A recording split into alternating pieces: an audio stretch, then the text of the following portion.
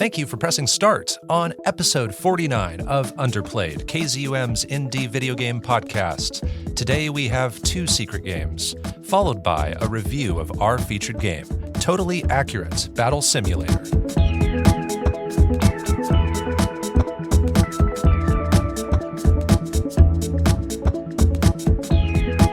Here on Underplayed, we review indie games of all kinds, the games with small budgets but big hearts, the lesser-known experiences with imaginative ideas. I'm Bo Po, and joining me is my best friend, playing games that he recommends. He's the biggest fan of Mega Man, flipping phones after smartphones began. I'm talking about the late-night streamin', secret game scheming, everyone say hola to DiscoCola. What is going on? Bopo, I'm feeling bold. I'm feeling brave. I could take on a mammoth. I could fell the god of lightning. How are you today? I'm doing just fine, my floppy mammoth. I actually wrote that down. Synergy nice. With our references. Those are references to our featured game, Totally Accurate Battle Simulator. It is a very different game that I've been actually streaming a lot on twitch.tv/BO__PO. And it has been a wild time. It's very fresh on my mind because I played it yesterday, but I have played quite a bit of this game the past few weeks. And I think it's one of those games where we haven't quite played anything like it before. I agree. For our featured game category. But thank you all for listening. As we sit down, it is like mid-December, and just recently we had the 2023 Game Awards. We know this episode won't be published until like February 2024. None of our news coverage is ever like timely, but we figure like I want to talk about it too, please. Yes, we want to take the time to talk about the Game Awards because this is what many people call gaming's biggest night. Yeah, it is kind of like the Super Bowl. We were chatting with our friends in a little chat, and I was like, next year we'll all eat Super Bowl food, but in a different room together. Yeah, it is kind of like the Super Bowl for video games, and lots of announcements are made, and some awards are given out. It is a 3.5-hour show in which I think about 18% of the show is actually awards and speeches and announcing nominees and then the winners, and then the rest is commercials and trailers for upcoming games and game announcements. And among all that, we get a wide range of games. We get everything from AAA, like big budget, high production value games, to the smaller games made by only a few people or maybe one person. And so we'll talk about some of these things. We'll talk about some of the independent game-focused categories of awards, as well as some announcements. But first, I'm curious about your general thoughts on the Game Awards 2023. How do you think this show went? Yeah, so during that and then directly afterward, I was having such a great time because as you alluded to earlier, it's just like all these announcements and I'm like, oh, that looks cool. And oh, I know Bopo's going to love that. I don't care, but Bopo's going to love that. No, our friend Drake is going to be so stoked about this. Yes. And I was just having a good time, but it wasn't until like a couple hours after where I was seeing like some of the backlash, like it's an awards show. It's not an advertisement show. And I was like, oh yeah, that is kind of problematic. I was just lost in the sauce of like stuff that looked really cool. So I'm part of the problem. Sorry, folks, but I did see a lot of stuff that looked really cool, but maybe as an awards show, not the best year. I agree with you pretty much wholeheartedly on all of that. I don't think I would have come to that conclusion without other people pointing it out, unfortunately. I think that was the usefulness of being online and looking at social media during the show and looking up hashtags for things, because people really put things into perspective about how this past year has been an amazing year for games. It's one of the best years for games of all sizes. Mm-hmm. There's just too much to play. Gamers are eating well. But the industry for developers is really rough. Thousands of developers have lost their jobs. There was no mention of that. And that stung extra hard when developers weren't really given a lot of time on stage. And they're told to wrap things up within 30 to 60 seconds.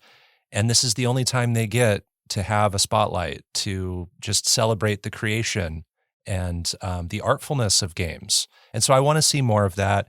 I think this would be a more accurately titled show if it was like the game announcements, not the game awards. And you said Lost in the Sauce. That's definitely how I started to feel with all the announcements, where it is just rapid fire announcement after announcement after announcement. I was trying to keep track of everything on my phone, and I got whiplash from everything being announced. Yeah.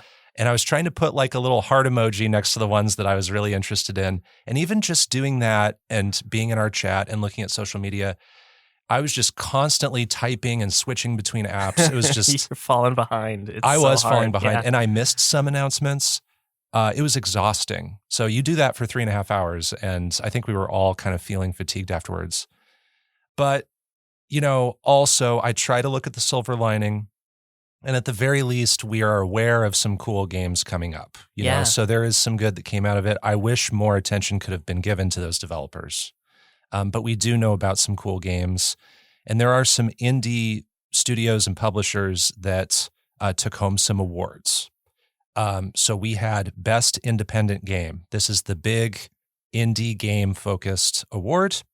And the nominees were Cocoon, Dave the Diver, Dredge, Sea of Stars, and Viewfinder. And the winner was Sea of Stars, made by Sabotage Studio. Any reactions to the nominees and or the winner? I honestly thought it was going to be Cocoon, just based on how much I heard about each of those games. I definitely thought it was going to be Cocoon, especially with the recency. Based on what you said, I guess I'm not surprised about Sea of Stars. It is the one that I am the least excited to try of the group, and that's it. Yeah, I think it definitely appeals to people who love those old school JRPG games, but that has a new spin. And I played the demo of this at Steam Next Fest, I think the summer edition this past year. And it was a delight, actually. I liked it more than I expected to. So I still have not played any of these games yet. They are all on our list of future featured games. So we will pick them to play at some points. I could see at least one being in the mix for season 6 coming up. I don't see why not. Yeah, so I had heard amazing things about Cocoon as well, but I had also heard that Sea of Stars was just a giant seller and that it sold hundreds of thousands of copies in the first few weeks. So it just seems like it had a lot of momentum there. So we're looking forward to trying all these. And then there was Best Debut Indie. I think this is a really fun category because it highlights maybe some of the games that we hear about for Best Independent Game, but then also some newcomers when it comes to developers. So the nominees for this were Cocoon, Dredge, Pizza Tower, Venba, and Viewfinder. And the winner was Cocoon. Yes. So Cocoon got its flowers. I honestly, like, if things had to shake out a certain way with, two well-recognized games getting their flowers, I'm kind of glad it ended up being this way. But I've heard amazing things about all these games. You know what I mean? I think so. There was such a really long phenomenon for a platformer, but Pizza Tower was just like in the spotlight for a long time, and people are memeing on it forever still. And that's the one that I still know the least about, I think. I think I even know more about Dredge. Yeah, I don't know very much Pizza about Tower. Dredge, but so our friend, again, mentioning our friend Drake loves Dredge. Drake is a Dredge player. Yeah. Drake the Dredge, man. But Cocoon, I saw at the top of lots of critics' lists, and I saw people devour Viewfinder the weekend it came out. I saw people talking about Dredge all year long. Mm-hmm. I just heard about that game for months and months and months. And then some of our friends at No Small Games covered Venba, and I'm excited to try Venba. Yeah, I think Venba looks delightful. It looks amazing. I was talking about this on one of my streams, but I was considering playing Venba as like my last game of 2023, like on New Year's Eve. Oh, that'd be cool. Just as like a nice last game to close out the year. So I might do that. By the time this episode comes out, I will have either done that or not. So again, this is way in the past. But if we may diverge, that like PlayStation recap came out recently, and it shows you the first game you played of the year, which is like, in my mind, such a strange thing. But I make an effort to make it always the same game every year, Mega Man X. I always play Mega Man X right away on New Year's Eve or New Year's Day. Okay. So it's just like, well, that new That category again, is yeah. always going to be the same. Yeah, So. and then you might think, oh, am I looking at last year's stats? Nope, it's the next year's. So I'll be mindful about that now that I know they do that. And then the other indie-focused awards category was Games for Impact. And the nominees were A Space for the Unbound, Chance of Sonar, Goodbye, Volcano High, Chia, Terranil, and Venba. And the winner was Chia. Do you know anything about Chia? I know nothing about Chia. I haven't even heard of that one. I remember when this game first came out, it felt like very much of a certain place and of a certain kind of people. And I remember seeing a trailer for it and seeing a girl transform into tons of animals. It kind of gave me... Oh, I kind of remember this. Yes, it kind of gave me Alba, a wildlife adventure vibes, but maybe with more maneuvering as different animals with different powers. And so also, I think what gave Chia a little bit of momentum is when it came out, it was really like foremost marketed as like a PlayStation game. And I think PlayStation immediately put it on their PlayStation Premium service, where if you were a PlayStation Premium subscriber, you could play it day one, kind of like an Xbox Game Pass situation. So lots of people got to play it just because they already had this subscription. And so maybe that gave that game an extra push. But a lot of these games are a little bit more obscure than some of the more recognized games in the best indie game category. And that's always been the hardest thing for me in years past, where it's like, especially last year, where it was just like every category was just a popularity contest. I feel like whatever the biggest game was that year swept the whole thing. That didn't happen quite so bad this year, I feel. I think games that deserve to win up against other really big games won in that category. I think like best sound design was like, oh yes, Hi-Fi Rush actually won definitely up against Baldur's Gate and whoever the hell else was in there. And even among the big, going back to like general thoughts on the show, but even the bigger games spread the love a little bit with the awards. Yeah, whereas last year it was just like Elden Ring. And I was just like, okay, I don't care. You saw like Alan Wake 2 win for Best Game Direction. Yeah. Which I thought was going to be Baldur's Gate 3, and then Baldur's Gate 3 won Game of the Year. So that I kind of like seeing that. I like seeing the love spread around. But I just want to point out one of these nominees is A Space for the Unbound, which you've been playing a little bit ahead of our upcoming episode covering that. So that will be one of our featured games later this season. In about a month, you can listen to that episode covering A Space for the Unbound. I still have not started it yet, but I will soon. You've got time. I do. I have lots of time. And then also, one of these games was Terranil, which you reviewed in Season 4 as well. Yeah, I mean, I think it, in my opinion, probably would have been at bottom of the list, not just because I didn't enjoy actively playing the game, but even the really like impactful parts are like... not that strong, in my opinion. Note, though, while we're here, I saw that it's coming to Switch, at least. Yes. So hopefully a console port's not far behind. I would give it another try when it came to PlayStation. If you could play it on your Switch in like bed, could you see that being a more enjoyable experience compared to just sitting down at your PC? I think I've got a few too many games to play in my bed on Switch to make that one a priority anytime soon. Okay, cool. Well, then some announcements of indie games from the Game Awards. We had lots of announcements again, dozens of announcements, but a fair amount of them were indie in nature. As you look at the announcements from the show, are you coming away energized about any particular indie games? There were so many that I couldn't keep track of them all, and I couldn't keep them in my brain. Apart from one, which was called something June. Usual June. Usual June. I thought Usual June, what they showed me in that trailer just looked so fascinating. Super stoked for it. But there were a bunch that I saw that I'm like, oh, that looks good. Oh, that looks good. Usual June is being developed by Finji, who we've heard a lot on this show. They published Chicory: A Colorful Tale. They published Wilmot's Warehouse. They published Tunic and Night in the Woods, all these amazing indie games. And I saw them on social media after Usual June was announced, them doing their own post about the announcement and saying like, yes, we're known for our publishing. We also make games. PSA, we make games. So I thought that was really fun, and I'm happy for them They're becoming more and more of an indie publishing / developing juggernaut, up there almost with Devolver and Annapurna. They're kind of like in the next tier for me. Yeah. Then there are some really fun follow-ups, right?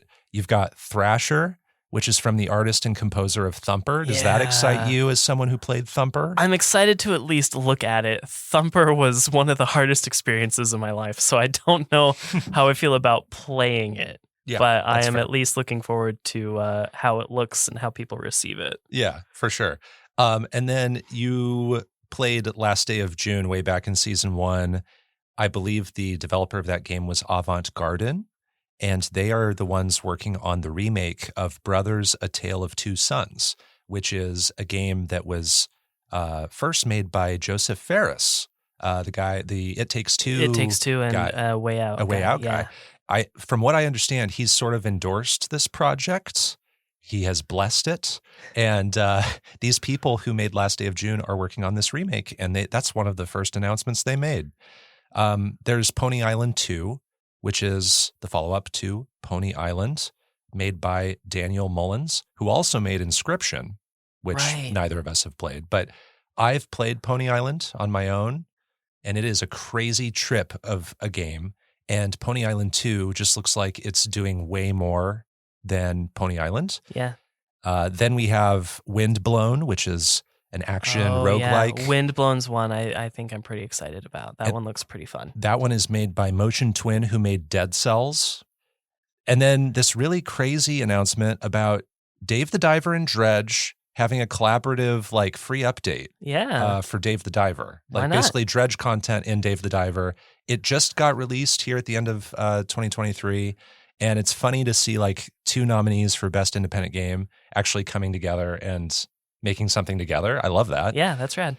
And then one other one I want to mention is Big Walk, which I think you and I were both excited about. This is made by House, who made Untitled Goose Game. Yeah, Untitled Goose Game is probably my favorite game of 2018, which is when that game came out.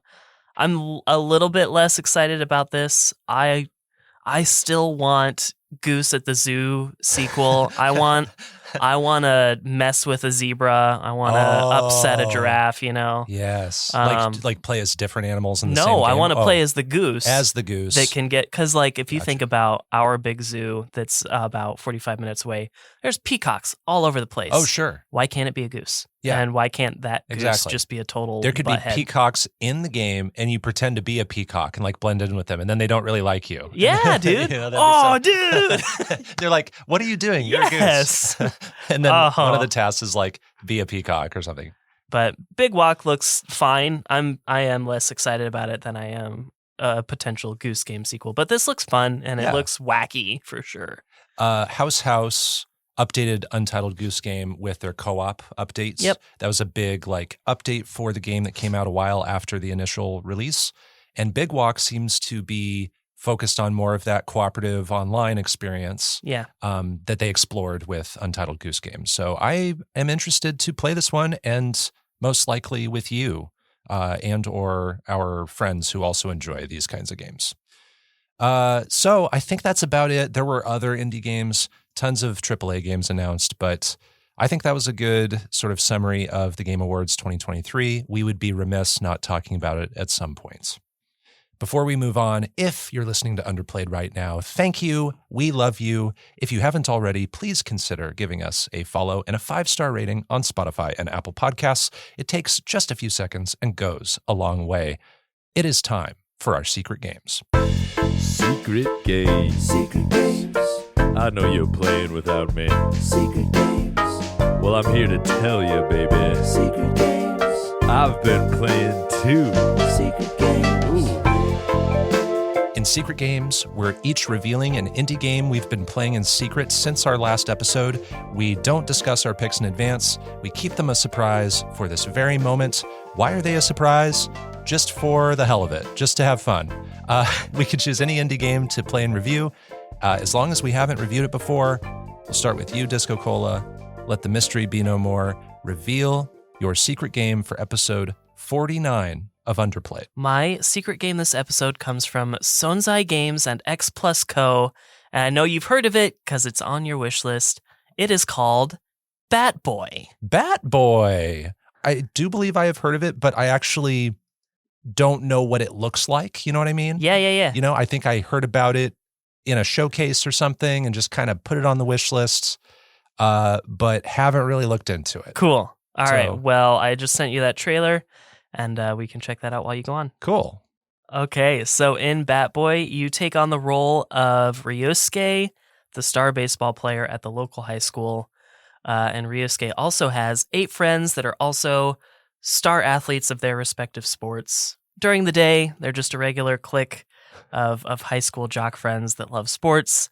But at night, they use those sports abilities to stop wrongdoers in their town, wherein Ryosuke takes on the persona of Bat Boy. That's so cool. So all these friends have different sports interests. So like Bat Boy's the only baseball focused one. Yep. Oh, You've got okay. a tennis player. You've got, I don't think it's kendo, but something similar to kendo, soccer, Cool. bunch of other stuff. Okay. So yeah, one night, a figure appears under the name of Lord Vicious, and Lord Vicious intends to take control over this super team of athletes, but fails to brainwash Bat Boy.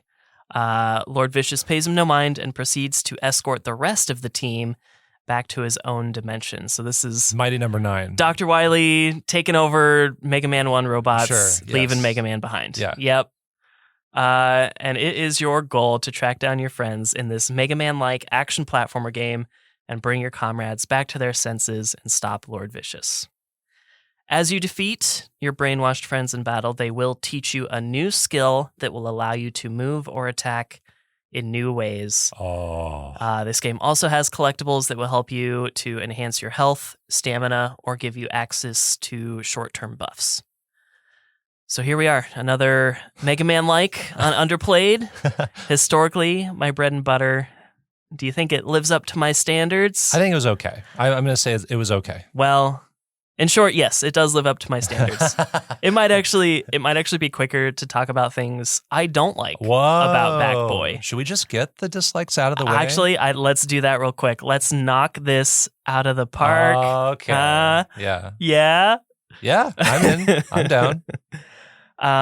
So here's what I don't really love about Bat Boy. I don't think you have enough stamina at the beginning of the game. You start with 3 units of health and 3 units of stamina, and stamina is used to perform some of these special moves. So these special moves, in addition to being damage-dealing attacks, most of them, are also new ways to traverse obstacles. So when I get an attack that sort of acts like an air dash pretty early on, I can only use it 3 times, and I'm out. So if I'm attempting this really large chasm with my air dash, or use it without realizing that I definitely need some stamina in the next couple screens, I can be in deep water and I'll just have to take a death essentially. So yeah, I took way more deaths at the beginning of the game than at the end, and I attribute that to a lack of stamina more than anything. Something else I don't like about Bat Boy too much is that it takes a bit too long to gain access to the healing item. There is a healing item in the game, and as long as you're reasonably skilled or powered up, you can get it pretty decently early. But again, I needed more stamina to access the actual unlock point. So I got the first healing item quite a bit later than I really would have liked, and it really would have made the beginning of the game move a little bit faster. And then there is this secret boss, and their whole thing is that they are an arrogant, ignorant, and overall just abrasive person, and the whole identity of their boss fight is that they're a plus-size woman. Oh, okay. She attacks by jumping on you, and she gains different abilities by eating food.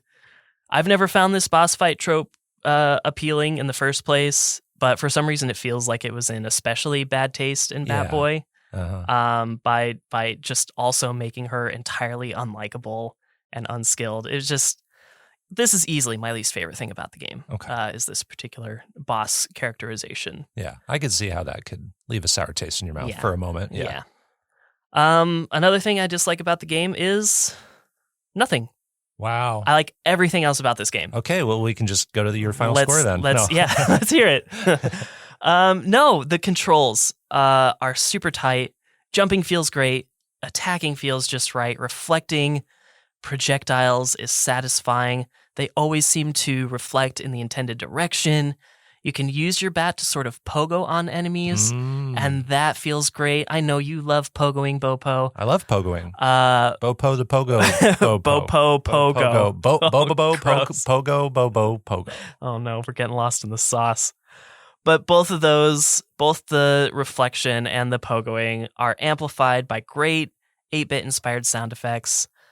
After I finished Bat Boy, I had to go to Steam and I read a bunch of reviews, of which there are like shockingly few, but specifically the negative reviews, so that I could try to find something about this game to not like. I was looking for something to hate because I was sure I was missing something. But of the very, very, very few negative reviews I saw, the largest complaint was about controls. And I have to say, this baffles me. Okay. I try really hard not to say someone else's opinion is wrong, but I really feel like I need to go on the record to say that complaints about Bat Boys having bad controls is objectively wrong. Like, there's no way we played the same game. I mean, you played this on PlayStation. I did. And I did see one complaint that mentions the PC version would try to default to keyboard controls, and that makes it way more difficult and makes it difficult to switch to controller. I obviously can't confirm this. Sure, there can be differences between platforms sometimes. Yeah, but we just can never always know because we don't play every game we play on all the platforms. Right.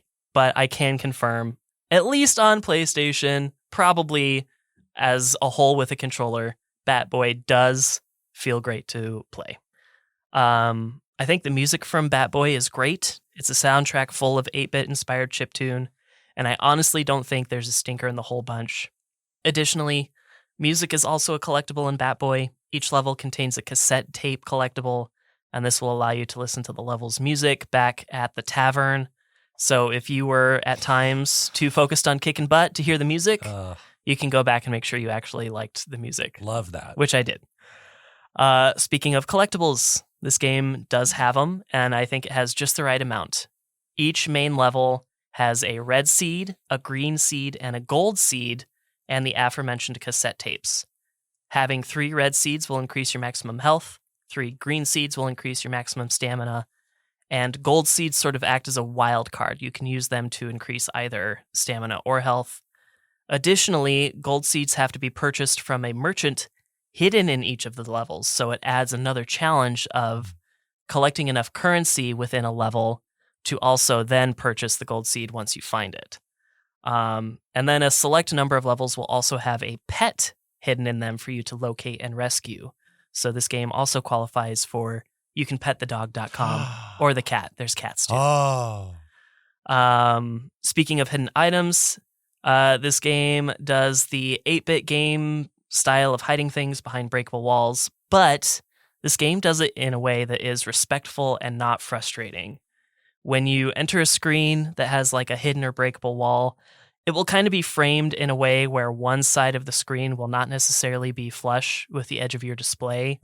So like one side of the room might have just like 1 tile's worth of thickness, but the other side of the room might have 2 tiles worth of thickness. Okay. And that's an indication that maybe you should probe that wall for a hidden path. I really appreciate that. We've played a handful of games where it is not clear that there's that hint. It's just kind of a wall, and you have to know that it's there and try every wall till you find them. Even Hyperlight Drifter, one of my favorite games, will have like a pixel indicator for almost every hidden item, but man, those are hard to see. Yes. That's not the case here in Bat Boy. Like, even the walls that are breakable, if you're paying attention, they are pretty easily identifiable. There's only one that I missed, and it was because it was like underwater, and so everything was a little bit darker and harder to see. Sometimes there's hidden paths to just like extra rooms, and those are always clearly indicated because you'll just see this like little pocket of a room in the corner of a screen, and so that's how you know there's a hidden path close by. So it really respects your time and really encourages you to really seek out all of the collectibles, and I love that. I really love all the skills you get from defeating the bosses. Many of them are masquerading as attacks, but I think the primary function of almost all of them is moderate to advanced mobility tech, and I think that's so awesome. Nearly everything is pulling double duty with constant comboing potential in combat, but also platforming combo potential, with the more impressive part being in the latter category. This is exemplified by this really great auto-scrolling section in one of the final levels. And I hate auto-scrollers. Those levels, I dread them. But this is asking me to use a lot of my new skills in a race against the auto-scroll, but it also gives me freedom enough to do it in a number of ways by making use of my varied skill set. There's maybe 2 skills that I don't really use too much, and they are ones that are in like later batches of bosses. So that kind of feels like high challenge, low reward on those 2 particular skills. But better platformers will definitely be able to use those to greater success than I will. This game also has a few secret bosses, like I mentioned. You don't need to fight them, but you are rewarded for doing so. And these rewards are definitely worth the extra time. Speaking even further of bosses, I think the main bosses all have a great visual design. Some of the designs don't really match their associated sport well, in my opinion, but I like the variety and creativity of these high school students' ideas of what sports-themed superhero costumes should be. Yeah, at first when you talked about this kind of idea, I thought, oh, are some of them like baseball people, but one is kind of like a catcher themed and one is like like someone at bat themed. Right, But no, they're not a baseball such team. great variety. Huge variety. I think the game's length is just right. It fits in with what I love most about Mega Man games. I think this probably took me 6 or 7 hours to complete, but now that I've played it, I know I could play it much faster the second time through, and even faster the time after that. This is a game that can be completed in an afternoon. It's probably a little bit longer than my favorite Mega Man games, but not by a lot, and I love that. Games that offer a fun challenge and can still be finished in 3 or few hours, just perfect. That's my jam. There's lots of other little things I love about Bat Boy, and if you sat down in a room with me while I was actively playing it, I'm sure I would never stop pausing and telling you what all of those things are. But what it You could just filibuster using this game. I so could, couldn't I? Oh, I have a new calling. What it boils down to is this. Bat Boy is an incredible Mega Man-like, but even more of a specific comparison, it's an even better Shovel Knight-like. Many people considered Shovel Knight a Mega Man-like, as they should. It is. But I always struggled with that comparison personally. But one reviewer by the name of Professor Icepick on Steam put it this way. If you liked Shovel Knight but wished it took more inspiration from Mega Man, then this game is for you. And that clicked with me. The only thing that this and Shovel Knight really depart from in my Mega Man formula is that way you fight bosses. I think Bat Boy is a great Mega Man-like and probably a near perfect Shovel Knight-like. I love this game. It makes me excited to go back and actually complete Shovel Knight. Ooh. I immediately put this game in my top 100, right up against some 9.5s and 10s. And so I'm going to give Bat Boy a 10 out of 10. Wow. Amazing, dude. I was so excited about this game. I just think it's so good. I felt good after every play session. I was never frustrated. I want to get better at the game. I just want to keep playing it. Yeah. Given everything you've said, a 10 is not surprising from you. I'm so happy for you and happy about Bat Boy. I don't think it's a surprise that this is probably a strong candidate for my jealous game for the season now.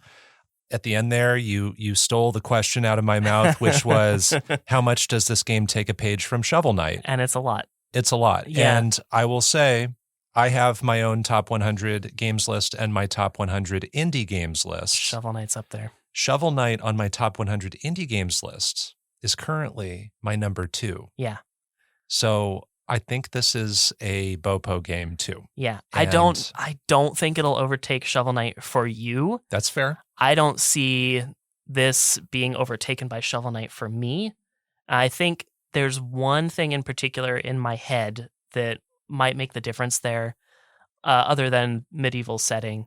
Putting that part aside, is that you gain the mobility tech in Bat Boy by defeating the boss. Mm-hmm. That is much more in line with the Mega Man game. Whereas in Shovel Knight, you find those. You find them. Yep. Yeah. And you talked about the pogoing. Shovel Knight has the pogoing. Yep. I love the pogoing. And I also love that we're at this point now where Shovel Knight comes out all those years ago, and it's taking a page from games from like the late 80s and early 90s, Yep. you know, those 8-bit classic action platformers. And now you have indie games that are taking a page from, you know, it's iterated upon again and again, and we're still able to find fun new combinations. Like instead of a pure Shovel Knight game, let's have a Shovel Knight game that leans more into the Mega Man side with Bat Boy. So I find that really alluring. I would take a Shovel Knight-like, even though it isn't exactly like Shovel Knight and also is like kind of a little bit more like Mega Man. I would love to try this sometime. I don't think I have any other questions, but I encourage people to look at the trailer because it's one of the most fun trailers I've watched while hearing you talk about a game before. Where can you play Bat Boy? All right. Unfortunately, has no physical, but it is available on Switch, Xbox One, Windows, Xbox Series X and S. I played it on PlayStation 4, and it's also on PlayStation 5. And as a side note, came out on a pretty significant date for myself in my life, and that was a big surprise to find. Oh, on your birthday? Yeah, on my Really? birthday. It came out on my birthday. Oh, that's so fun. I had no idea. Huh. That makes it extra special for me now. That's cool. There's a fun date coincidence with our featured game today that we'll talk about a little bit later. Perfect. So that's funny. Well, it's time for my secret game. My secret game is also called the character that you play as. Okay. That's about where the similarities to Bat Boy stop. My secret game is called Dujanah. Oh, what a name. Okay. I've never heard of it. Never heard of it. I am Not even a not little surprised, honestly. But I sent you a trailer, and I'll let you watch that while I go on. All right. Well, immediately I'm concerned about your mental health, but I'm excited to hear what you have to say about Dujanah. So Dujanah is a 2017 narrative adventure game. It was developed by Jack King Spooner. And if you go to Steam, you'll see that it was published by So it's lowercase ERM ... I'm not sure if that's Jack King Spooner, just, you know, with a different name. I don't know if it's someone else. And here is a secret I want to tell you about this game before we even get into it. Back in season 4, I was going to play and review this game for the Chicory: A Colorful Tale episode. Ooh. I started it, I got 30 minutes in, and I hardcore abandoned it because I was not in the mood for what I was seeing and playing and hearing. And I picked Sludge Life instead. So I swerved. Yeah, that is a different concerning element of the psyche, but yeah. Sludge Life had been on my list for a while, so it kind of jumped to the top of the queue. But now I have gone back and played Dujanah from start to finish for this review. I cannot read the synopsis from the Steam storefront or anywhere else online because it doesn't really have one. That's upsetting and also not surprising given what I'm seeing here. And I'm sure it also won't be a surprise that reviewing this game is extremely difficult for me. This is going to be a very unconventional review. Okay. I will do my best to set up the game and paint a picture of what's going on. So in this game, it is a top-down adventure game set in a fictional Middle Eastern country. You play as Dujanah, a Muslim mother and wife, and Dujanah's daughter and husband leave their house to go bury the family's dead hamster. And they go missing. So Dujanah is left alone at the house, doesn't know what's happened to her husband or her daughter. And as Dujanah, you go and look for them. And in your pause menu, you're given a list of people to talk to. The world opens up with various villages and miscellaneous locations that you can find. And a lot of this game is taking place in the desert with lots of conversations with villagers centering around existence and death and purpose and love and many other big ideas. The game has this claymation and stop motion style. You can really see it in that trailer. Yep. So the graphics really look like nothing I've played before, but it also incorporates digital graphics and hand-drawn illustrations and live-action video, and sometimes all this stuff is going on at once. It has a very grainy and homemade feeling. Its visuals can also have like glitchy and hypnotic styles going on sometimes, and your goal is to just look for your family. And this is really all I can say to set up the game. DiscoCola, we've played games that nearly defy explanation before. I'm thinking of Virginia. Yeah. I'm thinking of Art School and Jazz Punk and Dear Esther and Doki Doki Literature Club and Kentucky Route Zero and Device 6 and Neverending Nightmares as examples. How about Hypnospace Outlaw? Hypnospace Outlaw from a couple episodes ago definitely fits that description too. But when it comes to defying explanation, Dujanah pretty much tops them all. This game has magical realism. It is about political and social commentary, spoken through memories and imagination. It is mystifying. It's enigmatic. It's bizarre. Every single person who plays this is going to bring their own life experience into it and maybe come away with something else. Ooh, I like that. This game is grimy. It is rough. It is shrill. If I were to describe what's going on moment to moment, I might sound like a crazy person. In this game, you drive a mech. You play arcade games to earn tokens for a giant spider. You hear a folktale about a man expressed through a child's imagination. You find a robot plant run by one of the strangest characters I've ever seen on any screen. You hear about how consciousness works and how we become part of the universe when we die.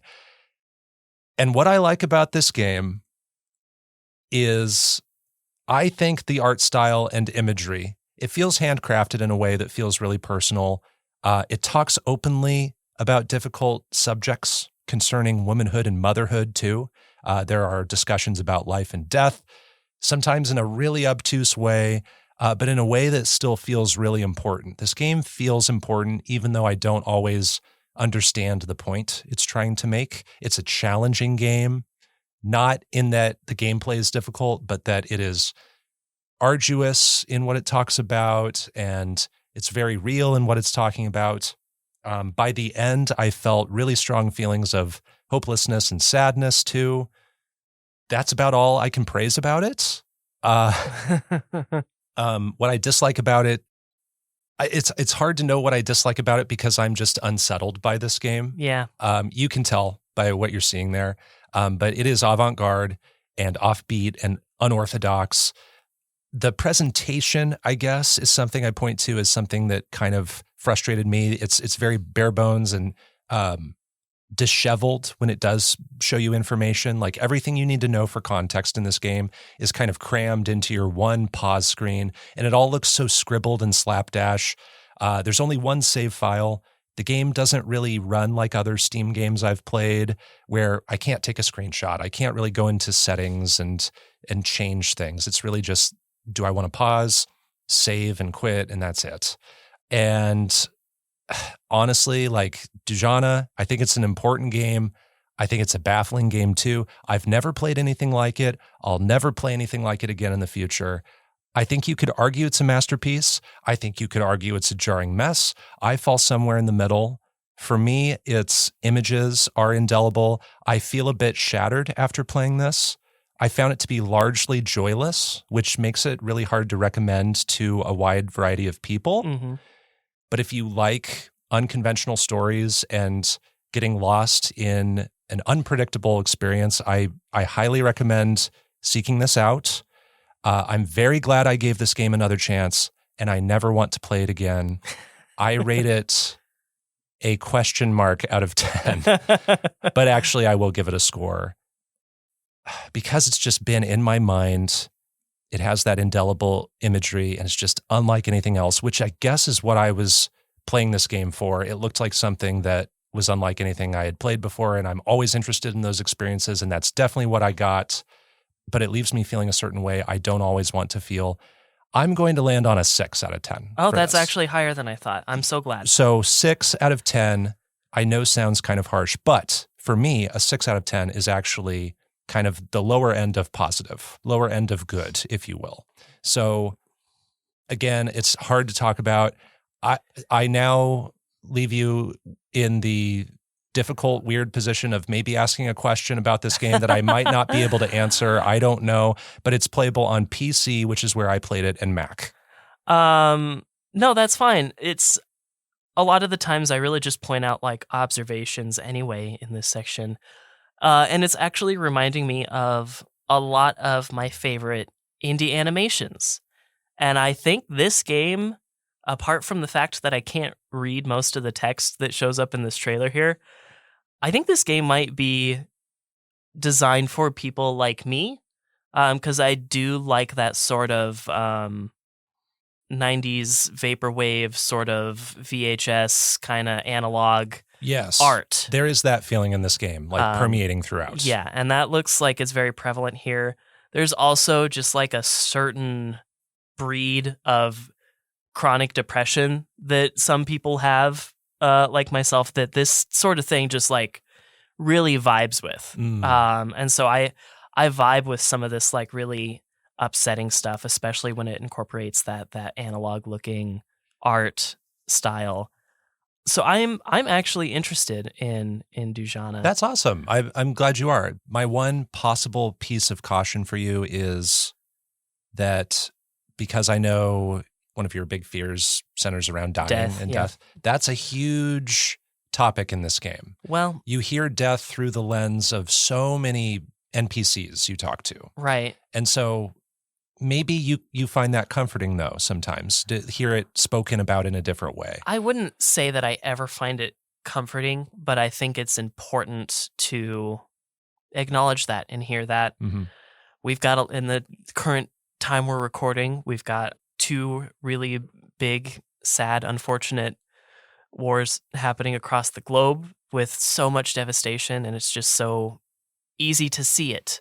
Mm-hmm. So much easier to see it now than it might have been when we were growing up. So I think it's important to be aware of that and make those uncomfortable observations and hear it, because that stuff just doesn't really happen here. So yeah, not to say that this gives us a accessible way to see those conflicts exactly how they are now, but this game came out in 2017, and a lot of its ideas, I think, are relevant to this day.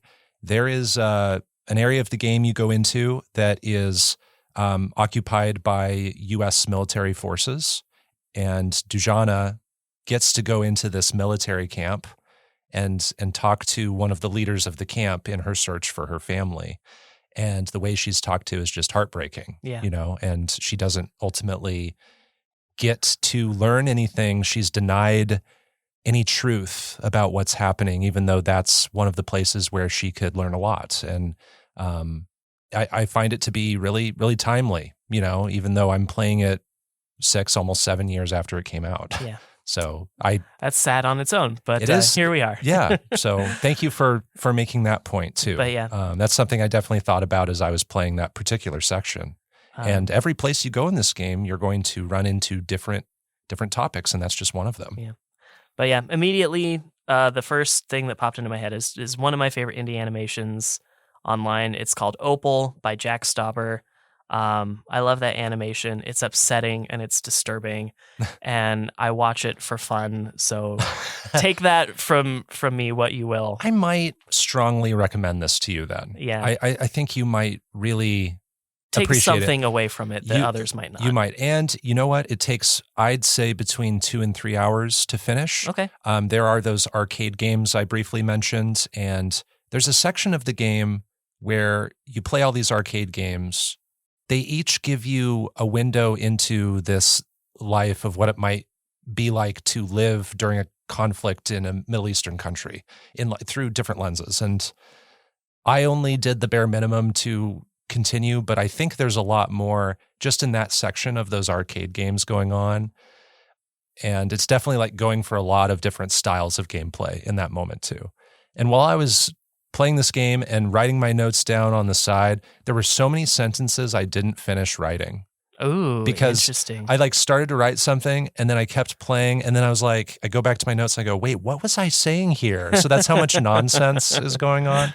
So I just find that inherently interesting. And also Jack King Spooner has another game coming up with a similar visual style. It's called Judero. So Yeah. Anyway, those are our secret games, Bat Boy and Dujanah. Let's move on to our review of Totally Accurate Battle Simulator. It is our featured game.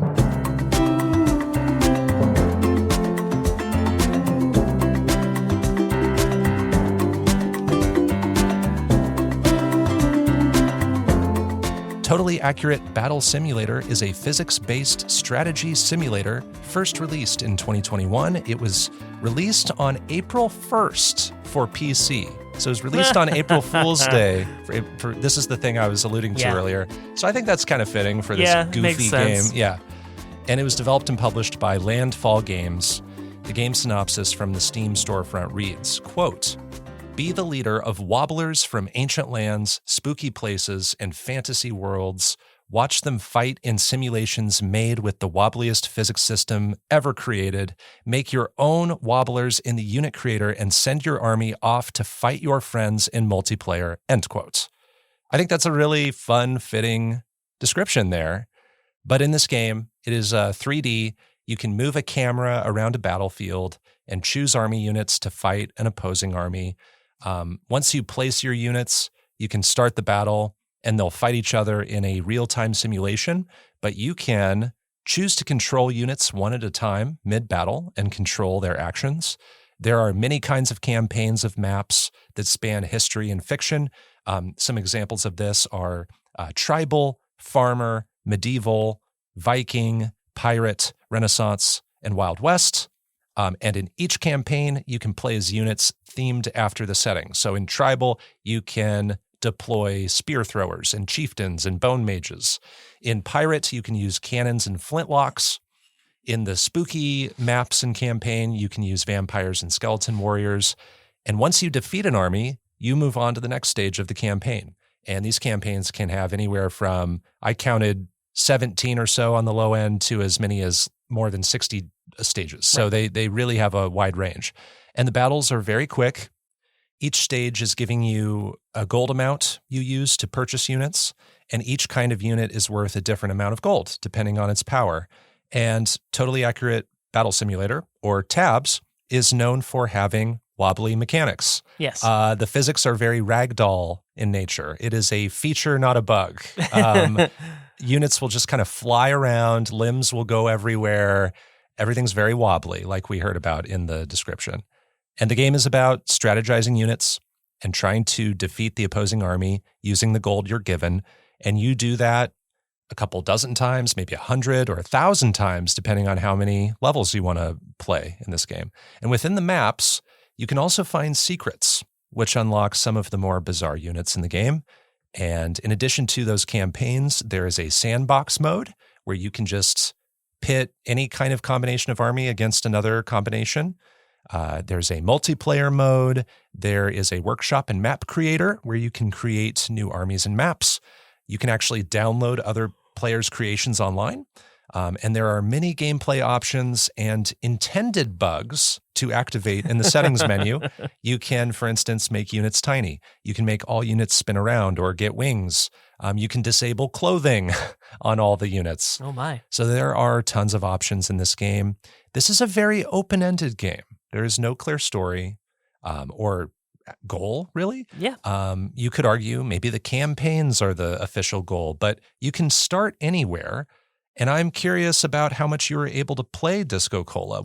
What did you accomplish in Tabs just to set the scene? So in Tabs, I did the introduction and then the adventure campaign, which I considered to be the main game. It's, I believe, the longest campaign of all of them by a lot. That's the one that has like 62 stages. Yeah. And so I considered that to be like the main game, and everything else was just like extra stuff you could do. Yeah. And so I did at least that, played my secret game. I played Bat Boy just so I could get that done. And then I went back and played maybe the first 6 or 7 levels of most of the other campaigns. Oh, wow. You touched a lot of the campaign stuff. Like I didn't get back to all of the campaigns, but I did go back and do like 6 or 7 levels in most of them just so I could say I like did a little bit more. Yeah. That's fair. For me, I played about 15 hours. If you add up all the campaigns, like there were lots of campaigns where I did like half of them. But if you add up everything, I did like 3.5-ish campaigns in full. And I found 27 of the secret units. I did a little bit of the sandbox mode, and I streamed a lot of this on Twitch. And I downloaded an army from a friend I made on Twitch named Blob Fishman, who was helping me out throughout my streams. And so Blob Fishman made this army called the Forgotten Empire, which is focused on recreating the medieval time period. And so I was playing around with another person's army that they created that I downloaded. So now that we kind of know what's going on in the game, we know how much we've played. What are your thoughts on tabs, DiscoCola? Right. I'm glad we're calling it tabs, and I'm glad you called out Blobfish Man. My overall thoughts on tabs, I'm going to be honest, of all of the featured games this season, this is probably the one I was looking forward to the least. Unfortunately for me, I think I was right on that assessment. Okay. There are some things that I do like about tabs. I think the identity of tabs is lighthearted, fun, and it's just an overall pleasant hug, if not a little wobbly. I like that there are and what it takes to find collectibles. I didn't know about it until I watched one of your streams, but it was fun to be audience to that. Afterward, I did go back and try to find a few of them, but I didn't focus on it too much. I do like that campaigns give you specific limitations from level to level. This prevents me from just falling into the habit of using my favorite units over and over and over again. It also encourages me to approach new units I wouldn't care about otherwise.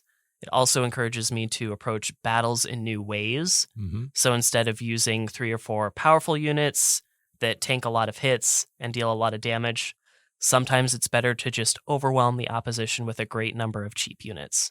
That's not something that I really did often, but sometimes was just like just by far the easiest way to beat a level. Yeah, sometimes you need beefy boys and just like 2 or 3 of them, and other times you need just 30 small dudes to just swarm. Just like 60 halflings who, let them go. Yeah, exactly.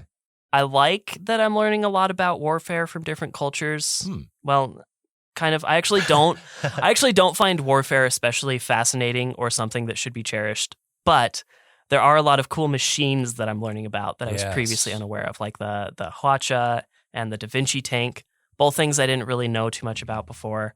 And playing with these in a chaotic fantasy setting is certainly harmless fun. So I do appreciate that. I think the music is varied and thematic to the different time periods and cultures. It's not my absolute favorite music, but it's good and does the job, so I feel it's worth mentioning, at least. I like that you can pick it up and put it down at any time. There's no real progress to be lost.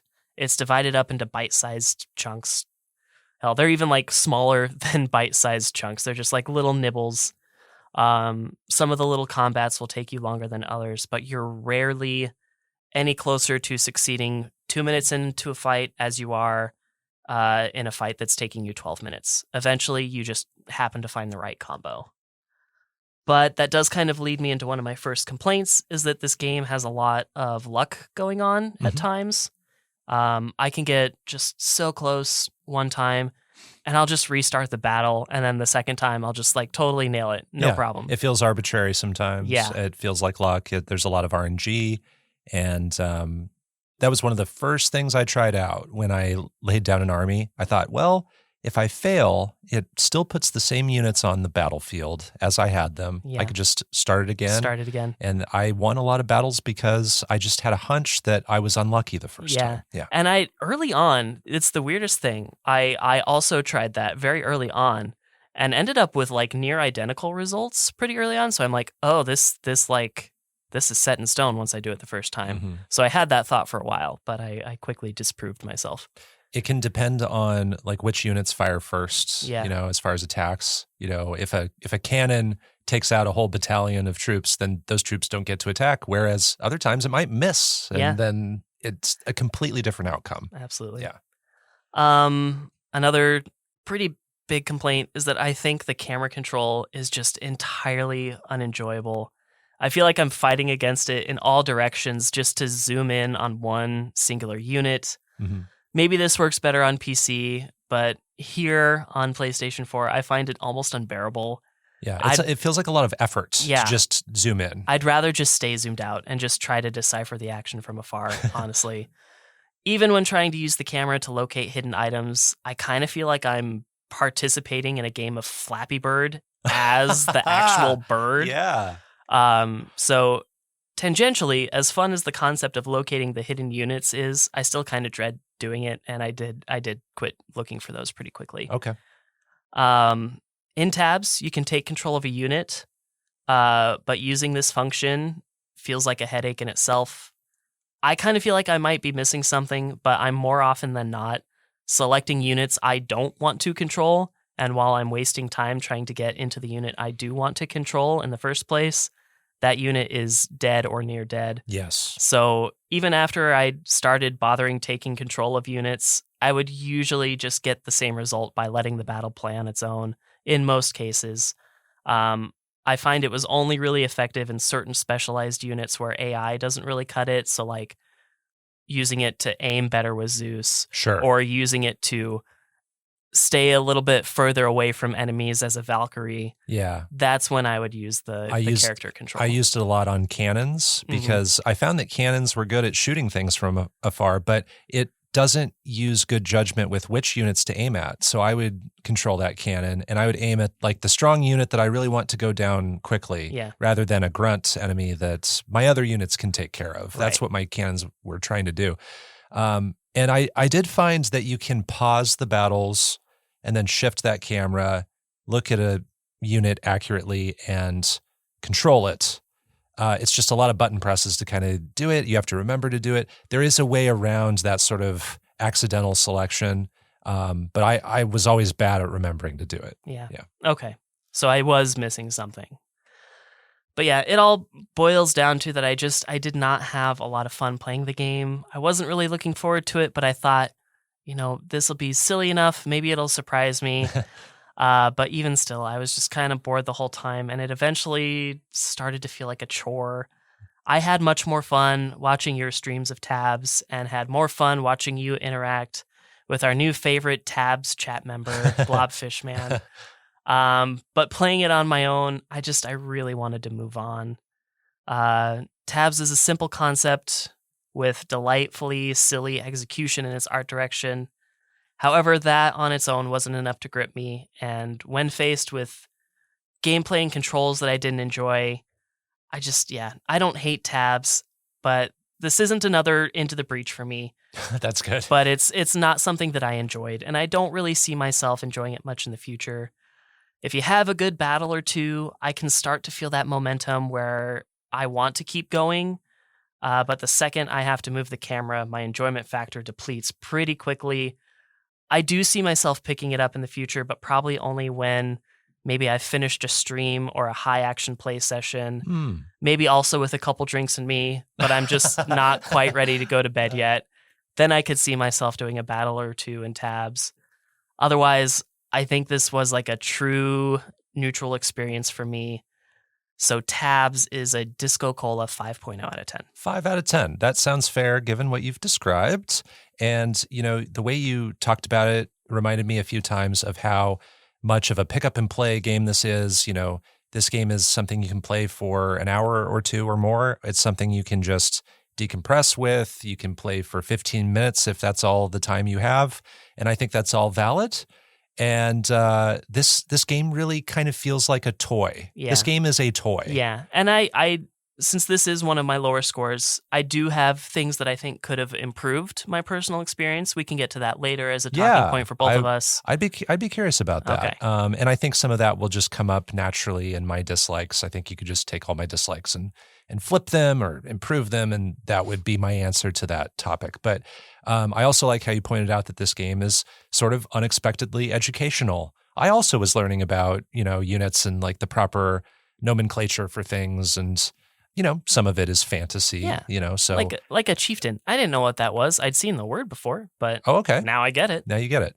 So yeah, it makes sense. It all feels kind of accurate when you're looking at a historical sort of army. When it's more fantasy, it's kind of anything goes at that point.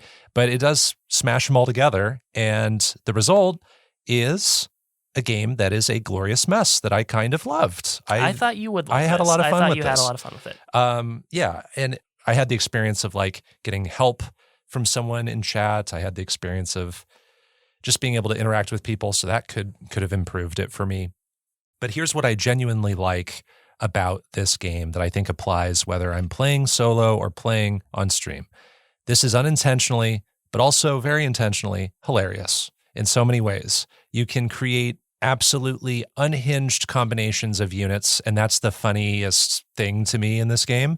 You know, like you could say, I want a jouster and a tempest lich and a painter and a cowboy and a snake archer, and I want them all on my army. And that's valid in this game. Like no other game lets you do that. And after playing enough campaigns, I actually started to feel accomplished as a tactician somewhat. I know the game is goofy. I know the game can give you a different result even if you press start on the same exact setup, and it can feel a little unfair in that way. But I was starting to feel a little smart.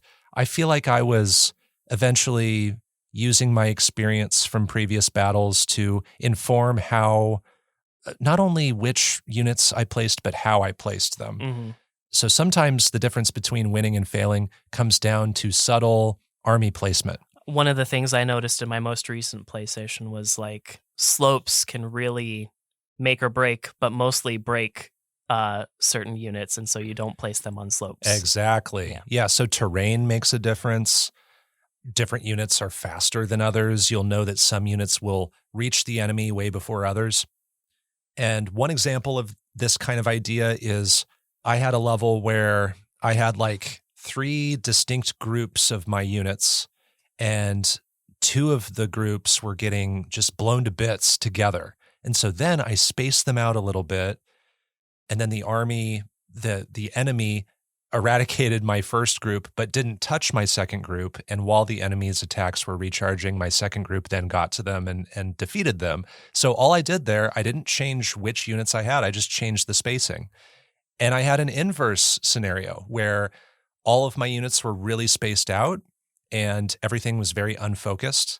And for this particular battle, I had to group them all together to sort of funnel the enemy down into a closer concentration so that I could take them all out, kind of at once. And so I am evaluating the placement in a way that makes me feel like I'm using that experience. And I really like that. I feel smart when I do that. This game is just as much fun, if not more fun, to watch someone play, I think. I was getting lots of compliments from people about how the game is very entertaining, and I totally applaud the game for that. If I applaud you, but well, whatever. I think the game is just inherently really fun to watch. It is stupid, unadulterated fun. It captures that feeling of being a kid and reaching into your toy box with all your action figures. All these action figures from like different franchises and brands and different sizes, and just smashing them together. Yeah, it's putting my Power Rangers and my Teenage Mutant Ninja Turtles in this off-brand Sam's Club spaceship together. Precisely. Yeah. And so it kind of lets you live out that fantasy in a very approachable way, I think. And you can play campaigns in any order. I love that, potentially no 2 people will experience this game in the same way. You can choose your own fun. I could see how someone might want to just jump into creating things rather than do the campaign content. If you do the campaign content, you don't have to start with the introduction and then the adventure. You could jump into the spooky campaign, or you could which is one of the last ones on the list. Right. Yeah. You can start anywhere. So I love when games do that, especially ones where there isn't really a story. And so I applaud them for that, for just opening it up to us. Let us start wherever we want. I think the music is really fun. It ranges in style according to the theme of the campaign you're playing. I noticed the pirate music was really fun. It kind of sounded shanty-like. The spooky music sounded like, fun, almost like Disney-like Halloween music, So some Danny Elfman, like Nightmare Before Christmas. Yes, exactly. Okay. And so this game, I don't think I love all the music, but I applaud it for using a wide variety of music. Yeah, it has range. It does have sometimes range. I think it's like lowest common denominator of the style, but it definitely has range, and it's hard to have that as a composer. Definitely does. And sometimes it strays into the more goofy side, and I guess that kind of complements what you're seeing too. And then the secrets I loved looking for the You secrets. loved looking for them. I loved looking for them, not only because it was satisfying unlocking the units, but because I wasn't always in the mood to just do battle after battle after battle after battle after battle. The secrets break up the battles in a way where I could do 5 campaign missions. Then I could spend 20 minutes looking for secrets. And by the time I find some, I'm ready for more battles. So that was great to keep me invested in this game and to keep me playing for longer sessions. And then for things that I found annoying, I have just like a laundry list of minor things, but they all kind of add up, right? So the UI is unflashy. It's not the most exciting presentation when you're setting up the battle. It feels kind of programmy and kind of cold. Yeah. It's just kind of blank text on screen, and it's kind of bland in a way. But then, of course, the battle starts and it gets more exciting. But when you're just placing things, it just doesn't feel like it doesn't have a flashiness that I would like, I guess. Yeah. There is lagginess, particularly with larger armies. Yeah. Did you had this too? Oh, yeah. You're probably playing on PS5. I was playing on PS4. So imagine that amplified. Yeah. I don't know what kind of improvement I really had over you, because sometimes, despite playing a PS4 game on a PS5, sometimes games just aren't optimized for the next generation. That can happen too. But I was seeing this on certain maps. I was seeing it in sandbox mode. The game crashed on me once during stream. Dang. So, that is a legitimate problem, at least on the console version for us. Selecting units can feel like a lot of scrolling around the selection wheels, and I don't always remember where things are, and it all kind of looks homogeneous. You're reading a lot of iconography really quickly to try to remember where things are, and that can kind of be mentally fatiguing. And honestly, this game is just tiring to play for more than a few hours. You're constantly making decisions and maybe tweaking things and then trying it out. And, that didn't work. Let me try something else. That didn't work. Let me try wiping my whole army. Let me try this entirely new army. Oh, that worked. Then I won, and it only took 20 seconds to win. Now, next map, my whole army's wiped, do it all again. And so that's why I liked looking for those secrets, is because if I didn't have them, I probably wouldn't have been able to play this game for more than an hour and a half at a time. And then controlling the units feels clunky, which I think is intentional, but it's nonetheless a little frustrating. Also, there are audio issues. There are times when the music pops in for a second and then fades away, especially like after resetting a battle. It just feels kind of clunky. The music can have really extreme dynamics too, where sometimes the music is way too quiet. Sometimes it's way too loud, I feel.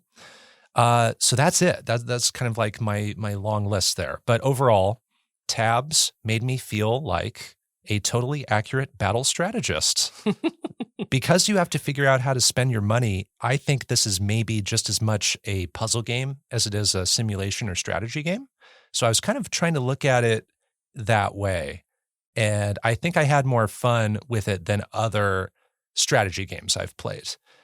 It could have a flashier presentation, but once the battles start, it's fun to zoom the camera along the battlefield for me and watch all the madness unfold. It's a little rough around the edges. It is wobbly. It is clumsy, but it's tongue-in-cheek in very charming ways. I had quite a bit of fun. I'm going to rate it an 8 out of 10. 8? That is pretty close to what I guessed for you. And I knew when I was watching you stream it that you were having a good time, and I knew that we would have this divide in our scores.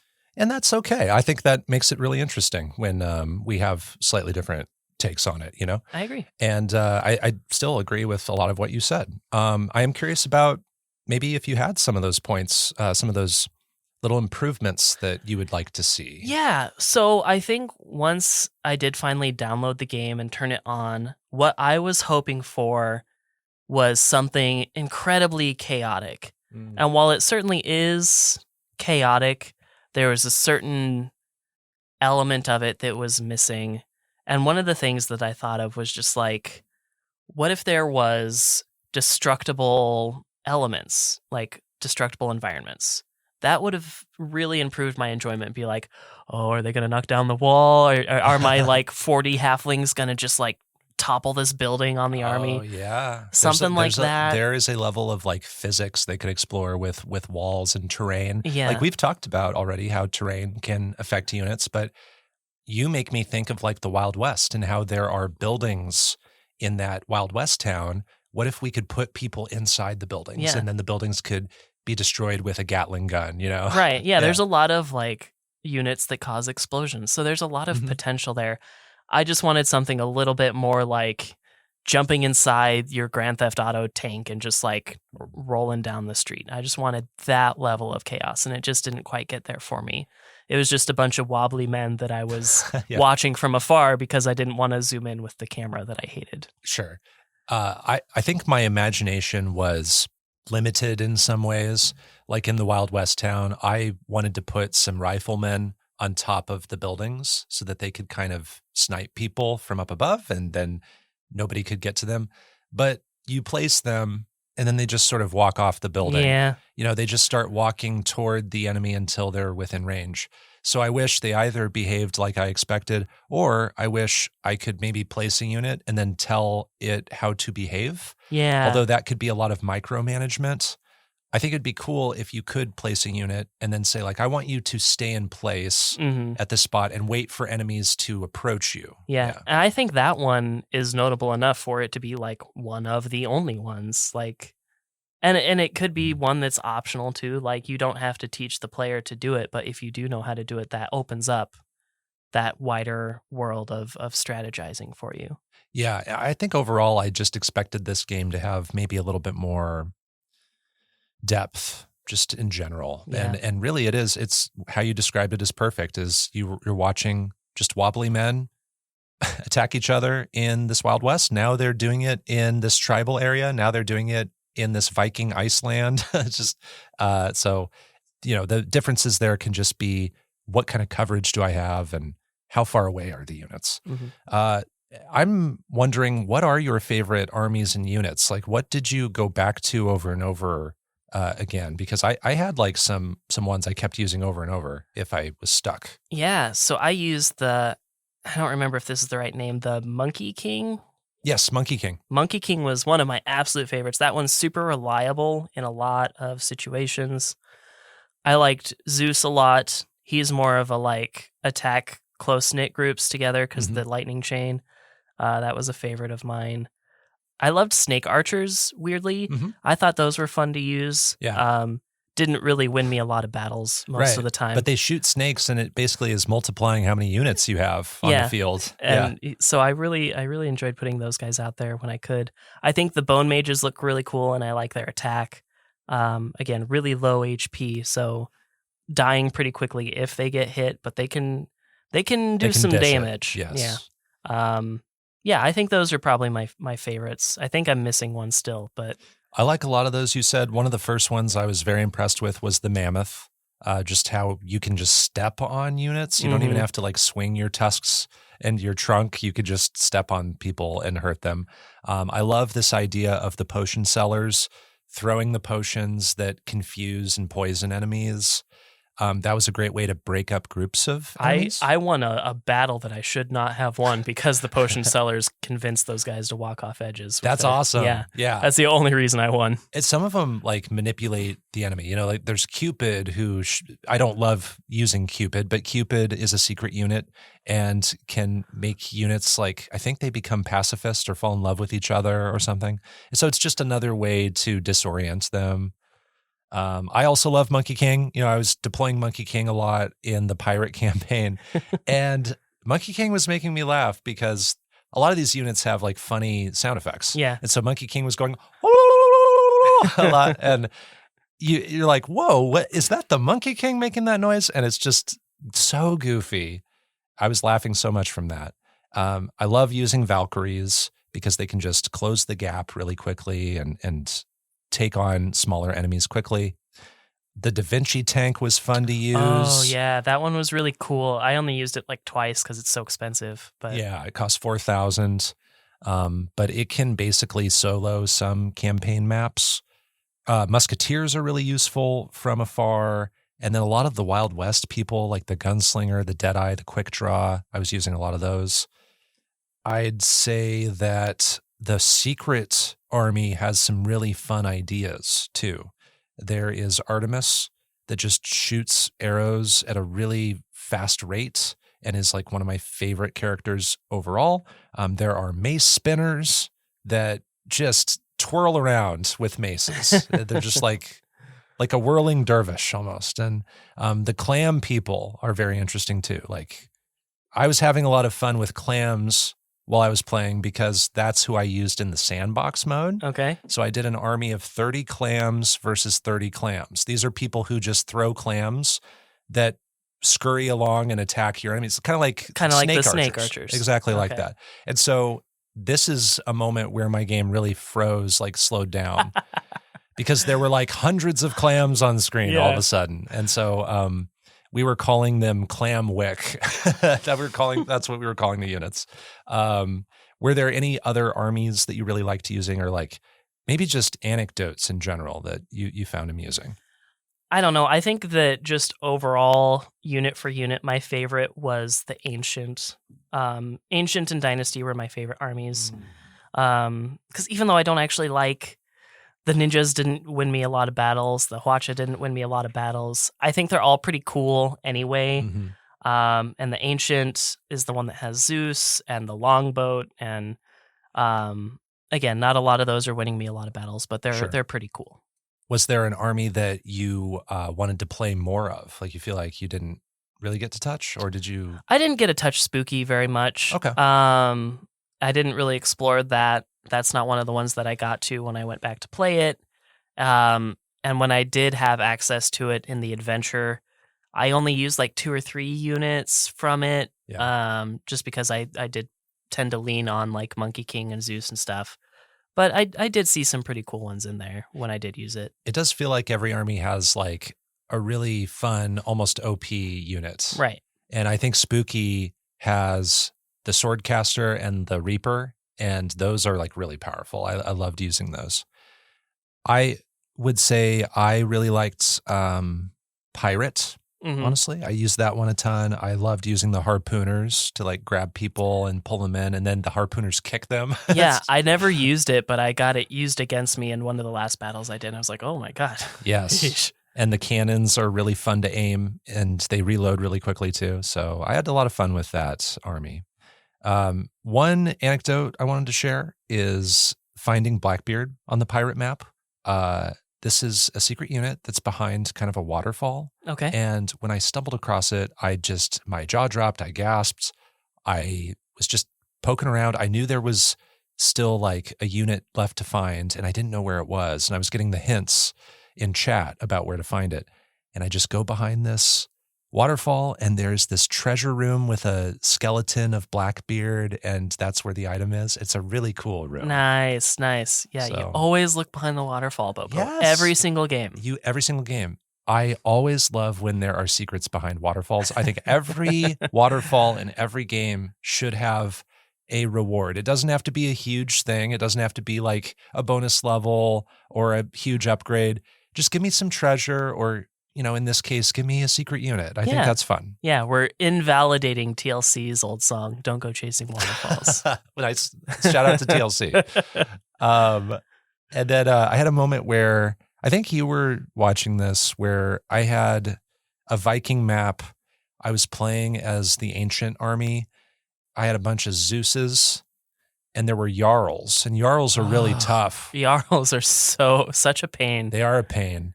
And I took control of a Zeus, and one of the Jarls knocked me back, and my Zeus was still alive, but it was stuck in the floor. Oh, that's right. Yeah. And then I had 3 Jarls on the opposing side that then got like tangled up together, and they were walking in a circle. And so basically the battle was paused. Nothing could happen. Stalemate. It was a stalemate, and it was just so bizarre. Did you have any like clunky game-breaking things like that happen?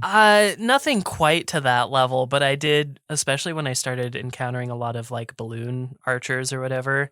That really threw off my gameplay a lot, just because I would have these enemies that were tanking a lot of hits, but they were up in the sky, and so they couldn't like do much. Yeah. Even when I was taking control of them, it was just like nonsense. So that's about the closest I got was with balloon archers, just jacking my stees. But Yeah, that's about it. That's fun, honestly. I wish I could use balloon archers more. I think there's a trophy for it too, for like making a certain number of enemy units float away with balloons. So yeah, I don't know. Is there anything left unsaid about Totally Accurate Battle Simulator? I don't know. Is there? You tell me. I don't think so. I think it's a interesting sandboxy game.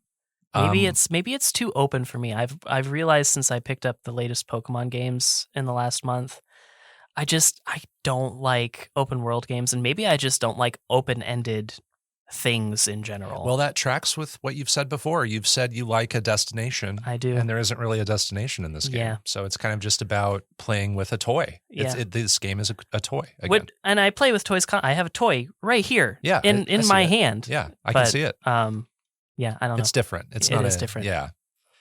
Well, that was our review of Totally Accurate Battle Simulator. You can play it on PC, Mac, Nintendo Switch, PlayStation 4, Xbox One, iOS, and Android. DiscoCola rated it a 5. I rated it an 8. That's the end of this episode of Underplayed. You can find more of our episodes at kzum.org/underplayed and on common podcast platforms such as Spotify or Apple Podcasts. Our music was composed by Jack Rodenberg. Our art comes from Onimochi. Underplayed is on Twitter, Instagram, and Threads at UnderplayedPod. You can find me in those places at BoPo. That's BO_PO.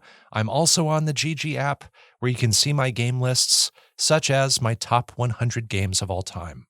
And I am at DiscoCola in all of those places, as well as Twitch, where I have been streaming a Space for the Unbound. By the time this episode comes out, I should be done. And hey, look for Underplayed on Twitch as well, twitch.tv/Underplayed podcast, where we will be playing Operation Tango soon because we have to. We're running out of time. Yes, we're going to play that. We're going to review that in a few episodes. Next time, though, we will have 2 more secret games to review, and our featured game will be A Short Hike, an adventure game developed by Adam Robinson Yu. Until then, everyone, keep on playing.